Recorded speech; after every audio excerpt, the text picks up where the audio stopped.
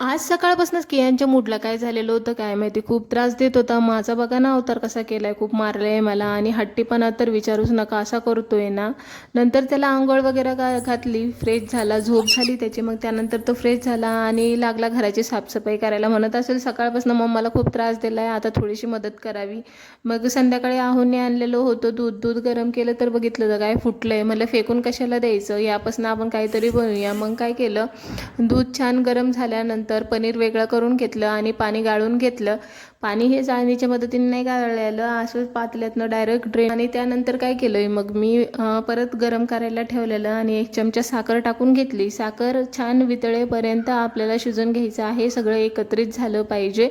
अशा पद्धतीने तुम्ही पण कलाकंद करतात का, मला कमेंटमध्ये नक्की सांगा. आणि घरगुती कलाकंद पण खूप टेस्टी लागतं बरं का, तुम्ही नक्की ट्राय करून बघा. आवडला का व्हिडिओ नक्की सांगा. आणि व्हिडिओ आवडला असेल तर लाईक करा, शेअर करा आणि चॅनलला सबस्क्राईब नक्की